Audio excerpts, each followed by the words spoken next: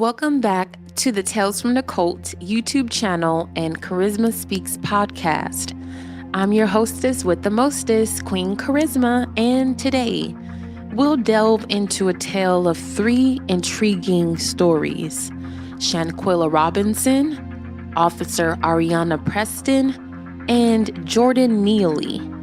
Join me as we explore the latest updates from trustworthy and credible sources. Let's dive in. We will first start with Shanquella Robinson. In a recent Facebook post by the nonprofit organization, the Million Youth March of Charlotte and Salisbury, they announced plans for another rally in honor of the late 25-year-old Shanquella Robinson. Her mysterious passing occurred less than 24 hours after she embarked on a trip to Los Cabos, Mexico, with so-called friends on October 28, 2022. As of now, no charges have been brought against the individual whom Mexican authorities identified as responsible for Shanquella's death.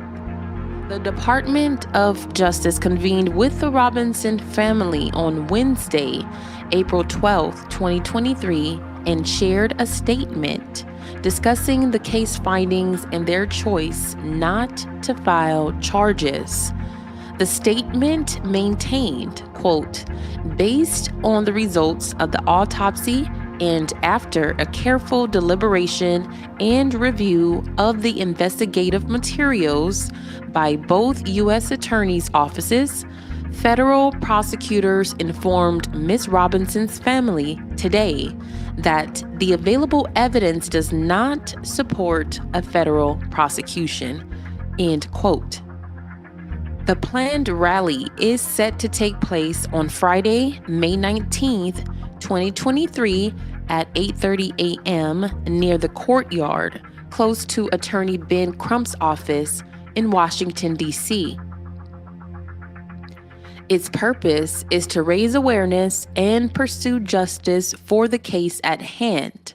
As mentioned in the social media posts, the objective is to, quote, "stand with the family of Shanquella Robinson in demanding that the Biden administration prioritize extradition in Shanquella's case," end quote, underlining the necessity for justice and backing.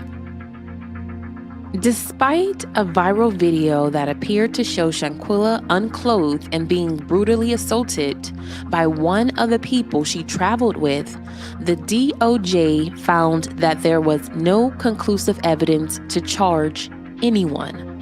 I will definitely keep my eye on the Robinson case, and it's just definitely still shocking to me that nothing was done in this case.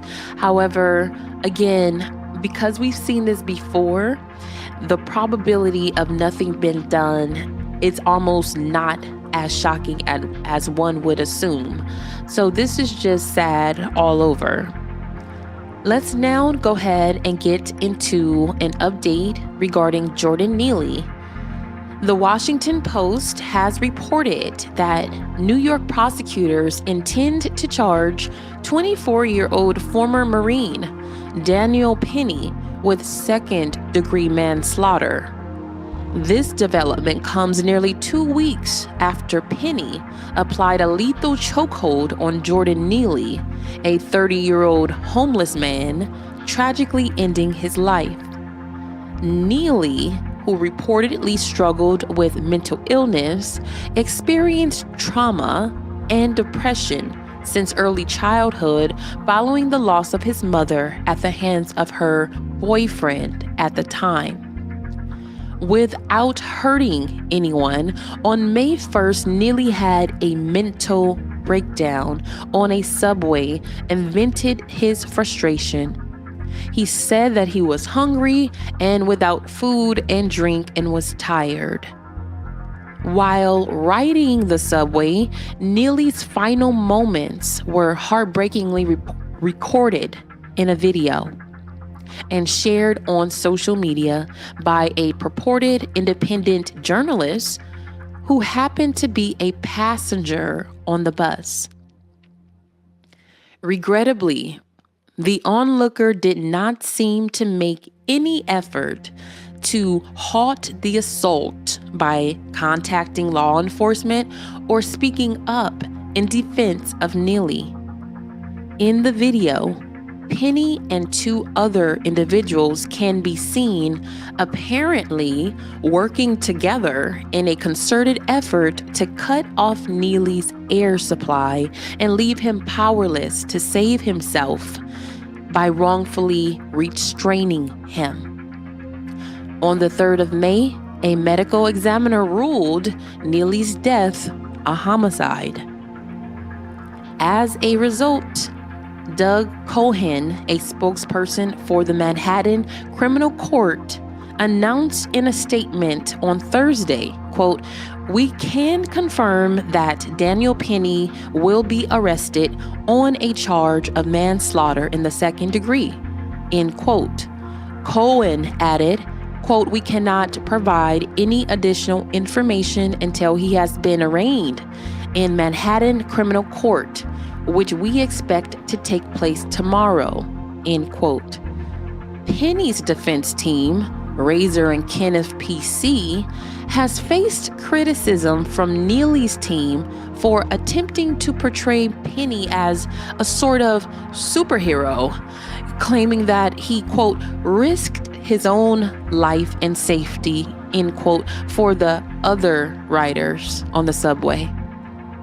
In an unsigned statement, Razor and Kenneth expressed their confidence, stating, quote, "We are confident that once all the facts and circumstances surrounding the tragic incident are brought to bear, Mr. Penny will be fully absolved of any wrongdoing." On Friday, May 12th, Penny voluntarily surrendered himself to the 5th Precinct early in the morning, appeared before a judge, and was bailed out the same day by an unidentified source. Penny's attorneys have initiated a defense campaign on a so-called Christian crowdfunding platform.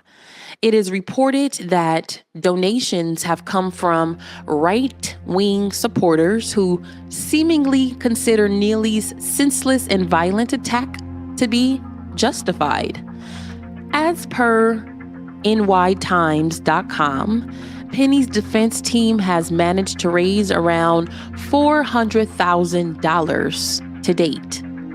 Penny's attorney, Thomas Kenneth, previously ran against the current district attorney, Alvin Bragg, and was defeated.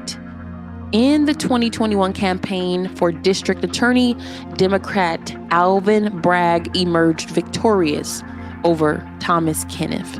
Okay, so let's now get into Areanah Preston's story and an update. If you have not heard about this story, you're hearing it first here on Tales from the Cult YouTube channel and on the Karizma Speaks Podcast, which you can listen to for free on Apple Podcasts, Spotify, and iHeartRadio.